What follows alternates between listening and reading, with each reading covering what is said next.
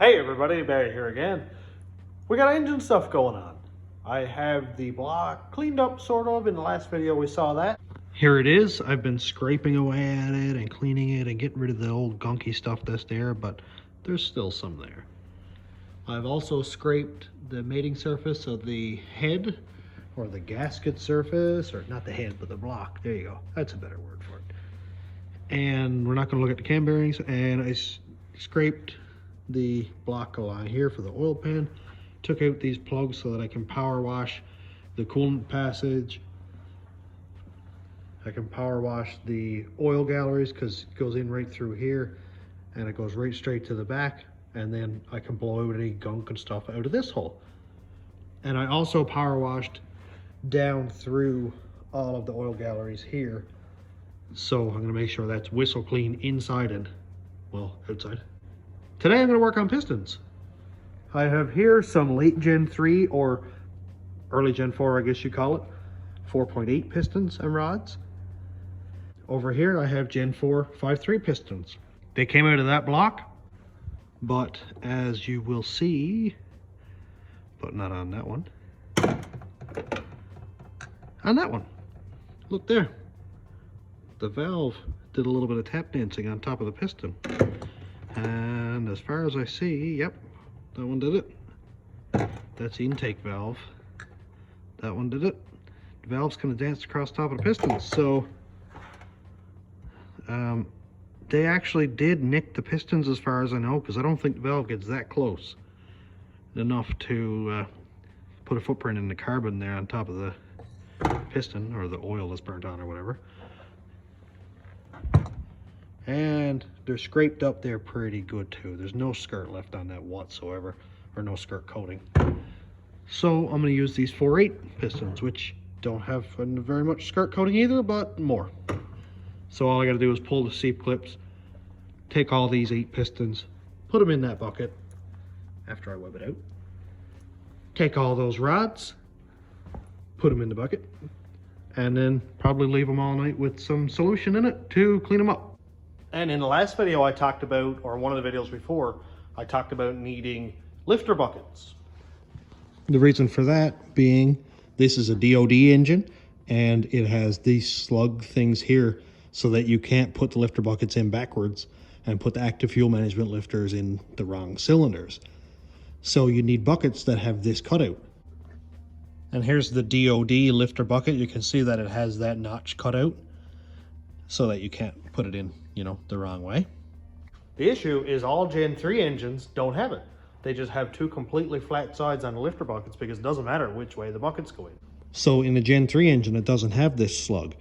In another engine that I built, I cut that off with a Sawzall and this kind of filed it down, and it worked, but it was kind of messy. And then I looked in a container of LS parts that I have at home, and I have piles and piles and piles of these.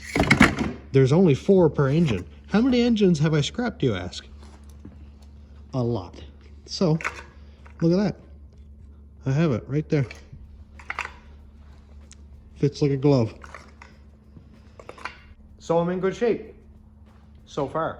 I do need a lifter valley cover, or an engine valley cover, or whatever you want to call it. Being that this had DOD, it had a cover going across here with a bunch of oil passages that put oil down through the lifter bores so the DOD lifters could, well, break, because that's what they do.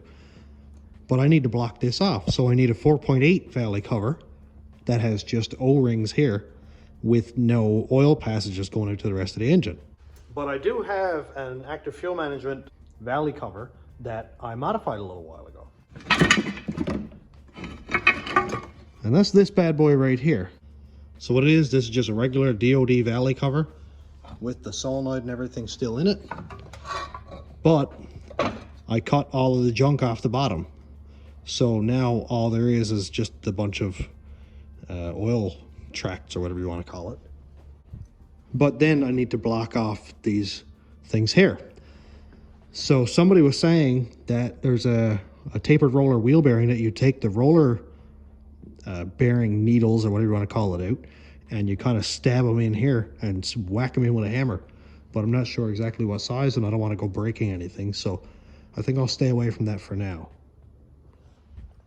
If I can just get a Gen 4 4.8 cover like I had for the rat rod, I'll just use that. It's so easy. Buy a new gasket with the O-rings, bolt it on, done. No modification, no fooling around. Because 4.8 never came with active fuel management, so they had a delete plate, basically, that they use. So if anybody around Newfoundland has a 4.8 scrapped and you want to sell me the Valley cover or something, just let me know, because that would help this build tremendously. All right, I'm back. It's been 3 or 4 days and I don't know where I left off, so this is basically a fresh start. I'm feeling at about 13.5%. I'm not feeling great, but I do have to look at something. My buddy Andrew Roadkill Jones, and it has been confirmed his middle name is Roadkill. He's got a great beard and he's got a YouTube channel, and he sent me something. He sent it with a Hallmark stamp on it, so I guess he loves my beard too. Oh, America. Oh no, I'm so sorry, I tear the envelope. Wait, I didn't show his address, which is good. Okay, let's open this thing up. Man, that is super America. Oh, I love it. We don't have that kind of patriotism up here in the land of the red and white. Oh, okay, it is pretty much what I expect. I love it. Hey there, bud. Roses are red, violets are blue. I love America. Here's some stickers. The master of none. That is glorious. What that reminds me of, actually, I think that's what's on the side of his Impala. I actually have to jump in here like 4 days after I'm editing this video. I feel like a total dumbass. It's a Caprice. Sorry, Andrew. It's actually a crew cab Caprice too. It's way cooler. I'll see if I can get like a screenshot after.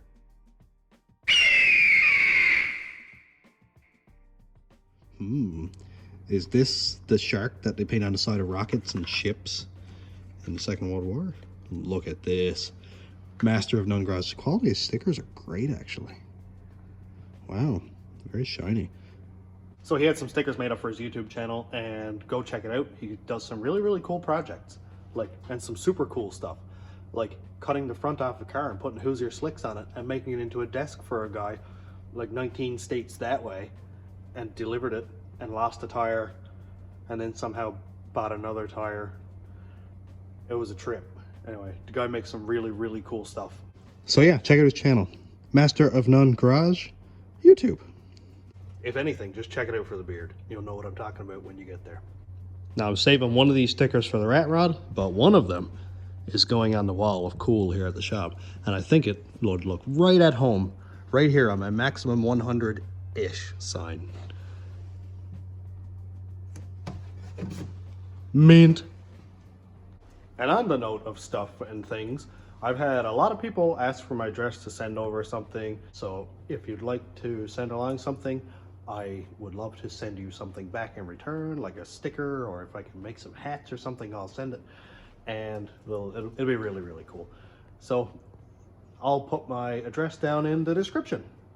Just don't send flaming bags of, you know what I'm talking about. Anyway, I'm gonna go eat my crispy chicken strips. That's probably gonna make me feel worse, and take some pistons apart.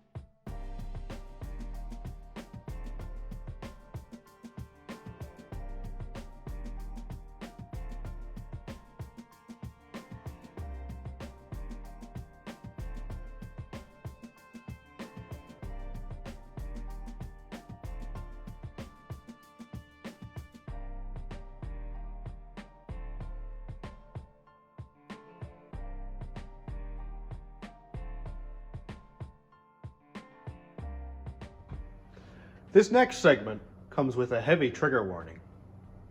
I say that with a heavy heart. Not really. Look at this piston. This is the 4/8 piston. Flat top. I was going to use it. Look how disgusting that is. I tried to get a screwdriver between the ring lands there to get it out of the piston. Didn't really work that well. It's very corroded looking. Most of them are like this. This one's okay. This one's rusty. This one's I don't like that at all. So what I was thinking is, that has valve clearance now. What am I thinking?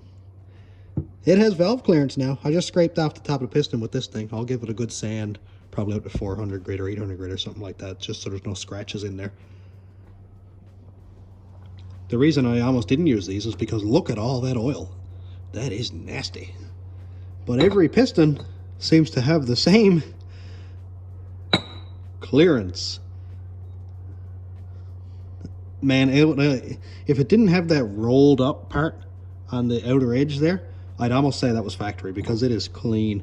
Anyway, so I think I'm going to use it. And what I'm thinking is pistons that were on the left and have scuffing on the outside of the piston, I think I'll move that one over to the right so that the scuffing is not on the wear side, it's sort of on the inside toward the middle of the engine. We're thinking with both sides of the brain here today. So we have valve clearance, and yeah, that's quite scuffy. That's less scuffy. Much gooder. I'm gonna go clean up the rest of those 5.3 pistons, make sure that they aren't cracked or no real big heavy damage. But I do kind of like how it has that little bit of a indent in it now. That's good stuff. It's just more clearance when I put this sloppy stage 2 cam in. I am glad that I have these pistons though, because look at that bearing down there. That is not very pretty. And we come over here and we look how nice and uniform all of these bearings are. So while yes, it is all used parts, it should work maybe. So I'm going to take out all these bearings because the degreaser I use actually attacks bearings. I don't know why. We'll see that if we look up here. This was a used set of bearings, and after I had it soaking in degreaser for a while, it really attacked it. And it's pretty chalky looking, so I don't want that to happen to my bearings. Then I'll take these bearings out of the other 4/8, clean them up, and keep them as pairs so I can put in the assemblies when I get them cleaned up.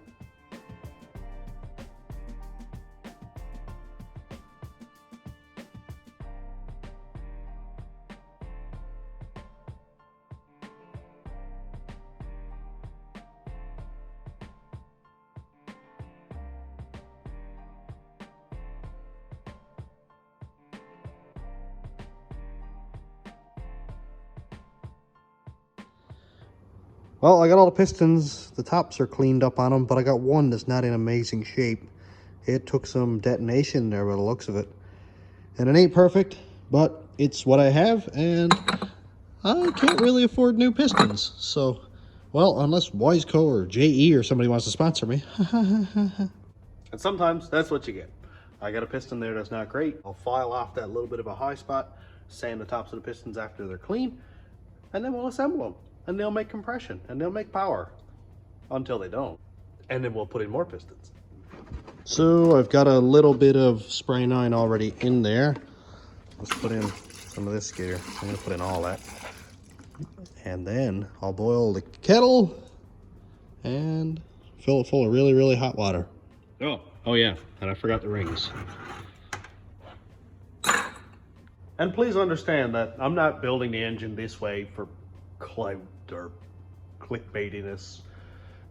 This is what I have, and this is what I'm going to build. So if you're looking for new engines that are going to make reliable power, maybe like Nelson Racing engines or something is your next step.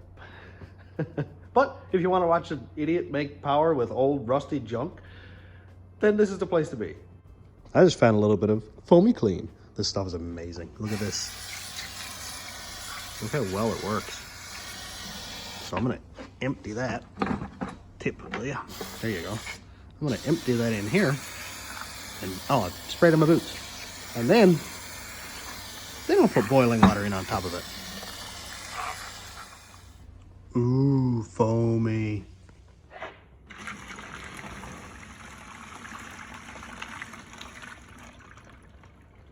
A 1,000 horsepower, here I come. Now, let's keep that heating all night.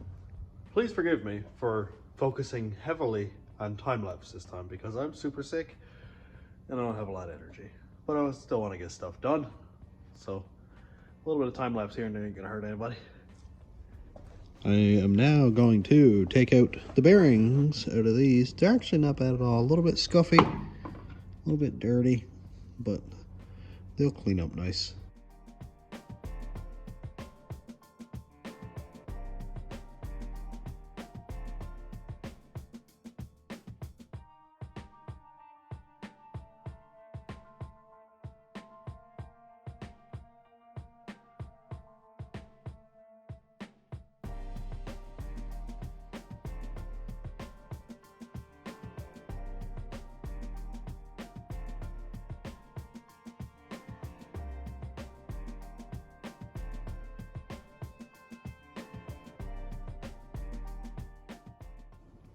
Here are the rod bearings, all nice and organized, paired up to which bearing goes with which. It probably doesn't even matter.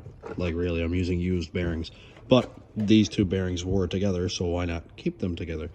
I love these little trays. They're amazing. This is things that we would put like a small electrical parts into and organize them with the part numbers here, exhaust gaskets, and ones that are left over or not used, I get to use for various bolts and things like main bearings. And then back here, main bearing caps with more bearings. So I'll pick out the best bearings that I have and use them. So that goes down there for safekeeping. And I think now I'll clean up these rockers and their bracket.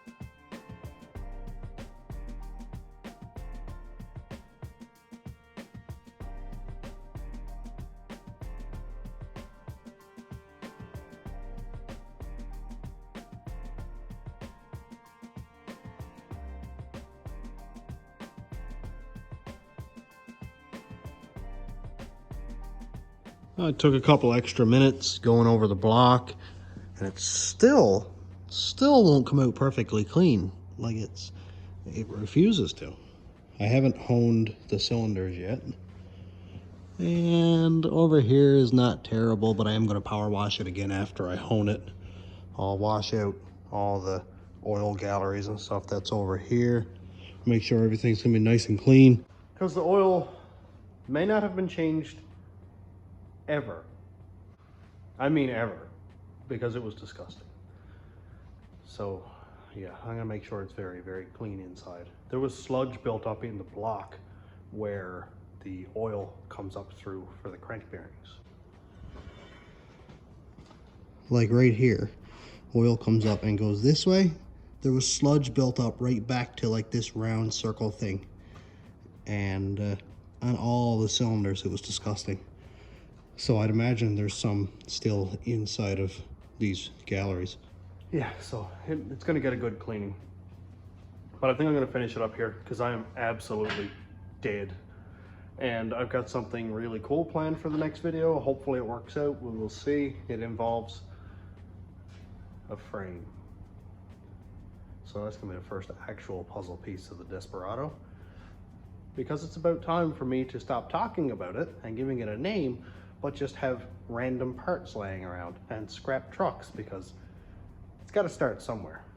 Might as well start next week. Sounds like something a procrastinator would say. So I'm all done here. I'm gonna go home and try to get over this flu thing I got going on here. And I will see you all next week. So thanks for checking out the channel. Thanks to my YouTube members and subscribers and patrons. If you want to check out my Patreon, it's patreon.com/stationroadratrods. YouTube members link is down here. Time to go home. And thanks for watching. Have a great day, everybody.